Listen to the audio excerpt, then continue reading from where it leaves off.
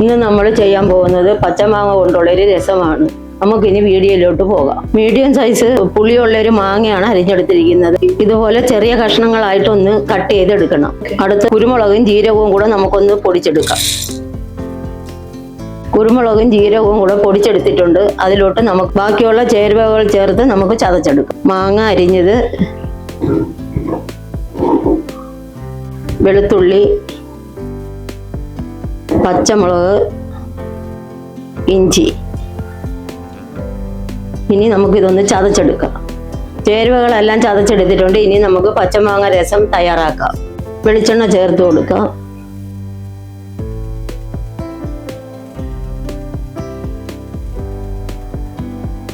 വെളിച്ചെണ്ണ ചൂടായി വന്നിട്ടുണ്ട്. അതിലോട്ട് നമുക്ക് കടുവും ഉലുവയും ചേർത്ത് കൊടുക്കാം.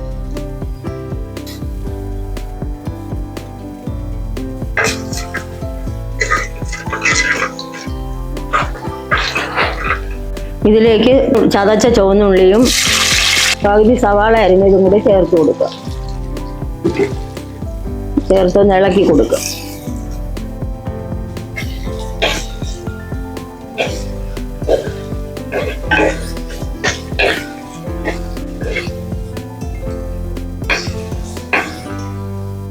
ചുവന്നുള്ളിയും സവാളയും ആടി വന്നിട്ടുണ്ട്. ഇനി നമുക്ക് അതിലോട്ട് പച്ചമാങ്ങയുടെ കൂട്ട് ചേർത്ത് കൊടുക്കാം.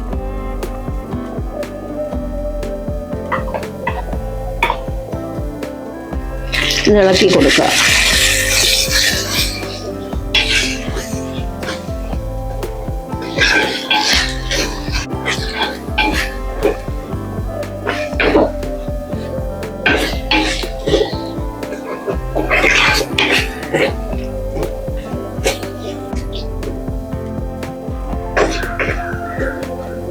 കൂട്ടിന്റെ പച്ചമണം മാറുന്നത് വരെ നമുക്കൊന്ന് വെയിറ്റ് ചെയ്യാം. അരപ്പിന്റെ പച്ചമണമൊക്കെ മാറി വന്നിട്ടുണ്ട്. അതിലേക്ക് നമുക്കിനി മഞ്ഞപ്പൊടിയും കറിവേപ്പിലയും ചേർത്ത് കൊടുക്കാം.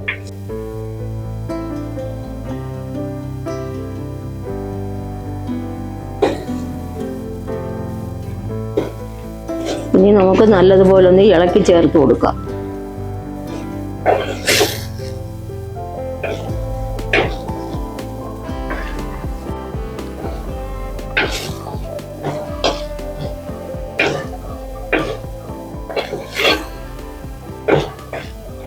ഇനി ഇതിലേക്ക് ആവശ്യമായ വെള്ളവും ഉപ്പും ചേർത്ത് കൊടുക്കാം.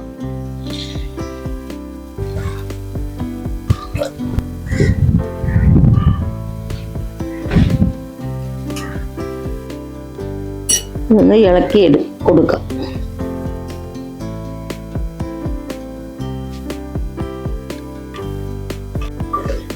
ഇനി നമുക്ക് നല്ലതുപോലെ ഒന്ന് തിളപ്പിച്ചെടുക്കാം.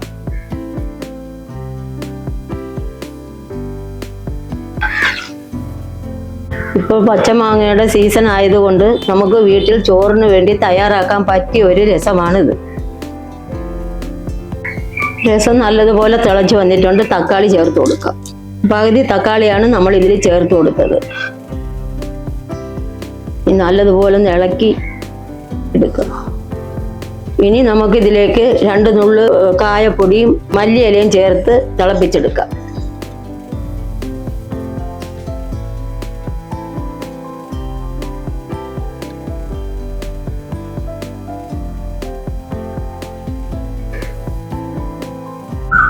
രസം നല്ലതുപോലെ തിളച്ച് വന്നിട്ടുണ്ട്. അതിലേക്ക് നമുക്ക് പച്ചമാങ്ങയുടെ പുളിപ്പ് മാറാൻ വേണ്ടിയിട്ട് കുറച്ച് ശർക്കര ചേർത്ത് കൊടുക്കുക.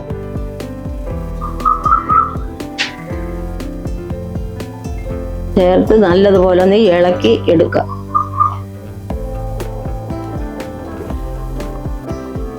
ഇനി ഒരുപാട് തിളയ്ക്കാൻ പാടില്ല. നമുക്കിനി ചെറിയ തിളപ്പ് വരുമ്പോഴത്തേക്ക് നമുക്ക് വാങ്ങിയെടുക്കാം.